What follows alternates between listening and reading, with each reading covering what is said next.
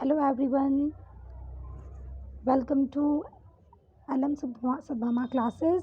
और आज का हमारा जो ये सेशन है टॉपिक प्रोनाउन है। और आज हम इस सेशन में डेफिनेशन ऑफ प्रोनाउन और काइंड्स ऑफ प्रोनाउन के बारे में डिस्कस करेंगे कि प्रोनाउन क्या है, प्रोनाउन की डेफिनेशन क्या है और इसके कहाँ पर क्या क्या यूजेस होते हैं। Okay. What is pronoun? A pronoun is a word used to instead of a noun, or pronoun is used in place of a noun to avoid the repetition of that noun. It means pronoun जो होता है हमारे किसी भी sentence में अगर noun है उसकी रिपीटिशन को रोकने के लिए यूज़ होता है। कोई भी सेंटेंस है जैसे for example Ram is a handsome boy, he is my student. यहाँ पर नाम जो है राम, इसका यहाँ पर ही पहले प्रयोग किया जा चुका है, मतलब यूज़ किया है। और जब इसी पर्सन के बारे में आगे किसी भी बारे में उसकी इन्फॉर्मेशन या कुछ भी डिटेल्स या उसके बारे में हम जब बात करते हैं तो हम यहाँ पे प्रोनाउन का यूज़ करते हैं। और जैसे कि यहाँ राम है तो यहाँ हमने ही यूज़ किया। सीता मतलब फीमेल है तो शी यूज़ किया। ए डॉग है, एनिमल है तो इट का यूज़ किया। मोस्ट इम्पॉर्टेंट है कि यहाँ पर हम प्रोनाउन का ही यूज़ क्यों करते हैं, तो यूज़ हम इसलिए करते हैं ताकि हम प्रोनाउन के नाउन के रिपीटेशन को रोकें।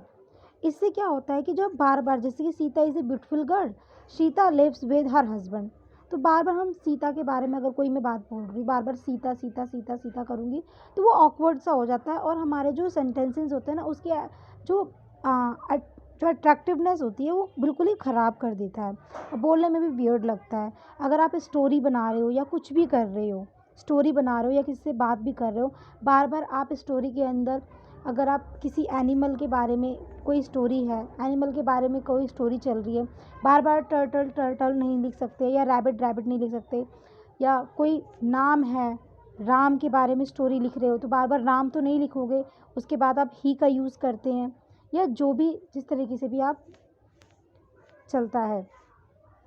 तो यही चीज़ है कि किसी भी सेंटेंस में अगर एक बार आपने नाउन यूज़ कर लिया है और उसके बाद उसी नाउन के बारे में आगे आप बात कर रहे हैं, उसके बारे में बता रहे हैं, तो आप उसकी जगह उसके रिपीटेशन को रोकने के लिए प्रोनाउन का यूज़ करेंगे, जो कि किसी भी सेंटेंस के इफेक्टिवनेस को बढ़ाता है।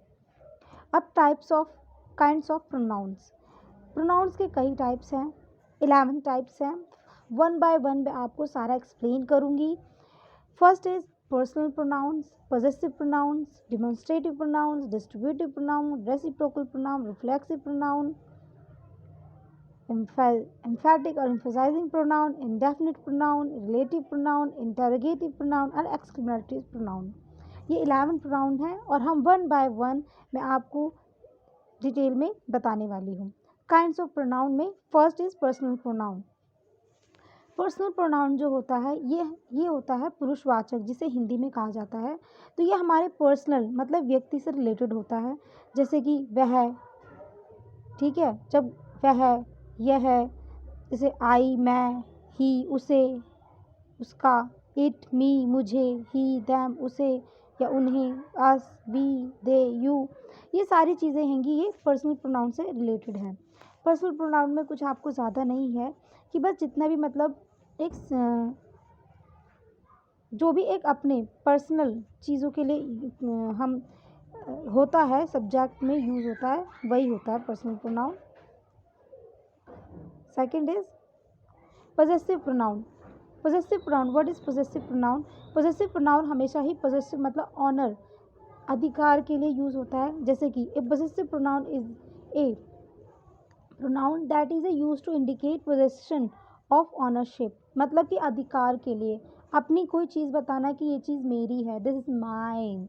जैसे कि this pen is mine not yours, यह पेन मेरा है आपका नहीं है, ठीक है। और एक चीज़ और मैंने आपको बताया कि जो प्रोनाउन होता है वो क्या होता है, प्रोनाउन हमेशा नाउन के रिपीटेशन को रोकने के लिए आता है, तो कभी भी नाउन को लेकर नहीं आएगा। जैसे कि यहाँ पर लेकर के आ गया है ये, तो यहाँ पर ये जो है, यहाँ पे जो सेंटेंस है ये यहाँ पे प्रोनाउन नहीं है, ठीक है। यहाँ पे पॉजेसिव एडजेक्टिव है, क्या है, पॉजेसिव एडजेक्टिव, ठीक है, जबकि ये है यहाँ पर, ये यहाँ पर प्रोनाउन है, ठीक है। प्रोनाउन के साथ कभी भी एडजेक्टिव का ही मतलब उसके साथ कभी भी नाउन का यूज़ नहीं होगा उसके मीनिंग, क्योंकि वो पहले ही जब यहाँ पे बता चुका है तो उसकी ज़रूरत ही नहीं है। This pen is mine, sorry,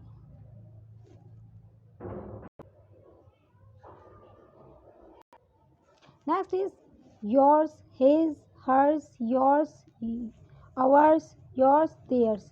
अब यहाँ पे आपने नोटिस किया होगा सभी के यहाँ पर एस लगा है, जो कि हमें यहाँ पे नाउन की हमें जिसके लिए ज़रूरत नहीं है इसे यूज़ करने के लिए। तो ये प्रोनाउन जो होता है ये कभी भी अपने साथ नाउन लेके नहीं आएगा।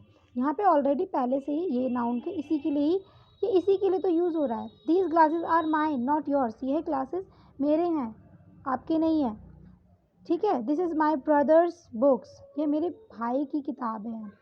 इट इज़ हिज, यह उसकी है। तो यहाँ इट किसके लिए आया है, यहाँ इट बुक के लिए आया है, ठीक है। तो ये चीज़ आपको देखनी पड़ेगी, उसी के अकॉर्डिंग ही हमारा, अगर नाउन हमारा ही है मतलब अगर मेल है तो ही आएगा, अगर फीमेल है तो ही शी आएगा, और अगर कोई नॉन लिविंग थिंग है तो इट का यूज़ होगा, ठीक है। ये चीज़ हमें सेंटेंस को देख के समझनी होगी।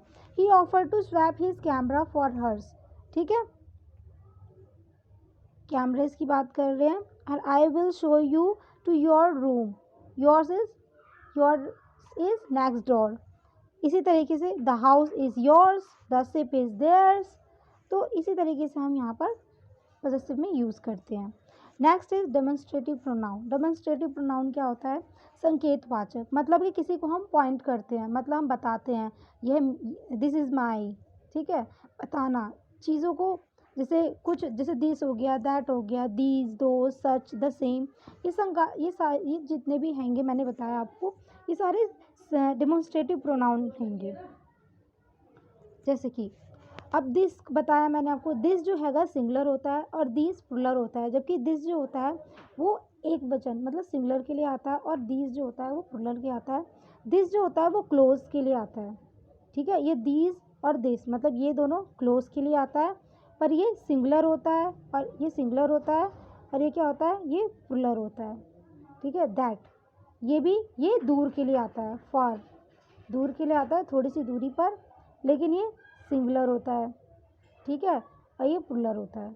इस चीज़ में हमें ध्यान रखना है, ठीक है। अब जैसे कि बहुत सी चीज़ों में आप कंफ्यूज होंगे कि कभी कभी क्या होता है, जैसे यहाँ पे देखिए डेमोन्स्ट्रेटिव प्रोनाउन में, ये डेमोन्स्ट्रेटिव एडजेक्टिव है, इसमें पहले डिफरेंस समझ लीजिए, इसमें क्या डिफरेंस है। जैसे कि यहाँ पर क्या रहेगा, डेमोन्स्ट्रेटिव सिंगुलर अगर होगा, this is a red pen, क्या है, this is a red pen, these are blue pens, ठीक है। यहाँ पे क्या लगा है, यहाँ पे हमने दीज और दिस के साथ नाउन का यूज़ नहीं किया है। तो हमें बस यही करना है कि जब भी हमारा डेमोन्स्ट्रेटिव प्रोनाउन यूज़ होगा उसके साथ प्लस में हेल्पिंग वर्ब यूज़ होगी, ऐसे मतलब ये सब्जेक्ट के साथ, सब्जेक्ट के रूप में यूज़ होगा, ठीक है। अगर कभी भी हम ऐसे यूज़ हो दिस पेन या दीज पेन्स, मतलब उसके साथ नाउन भी आ रहा है, तो वो डेमोन्स्ट्रेटिव एडजेक्टिव होगा, वो कभी भी प्रोनाउन नहीं होगा। इस चीज़ को आपको समझना होगा, ठीक है। तो कहने का मतलब है, आई होप आपको यहाँ तक समझ में आया होगा। Thanks for watching this video. Okay bye friends.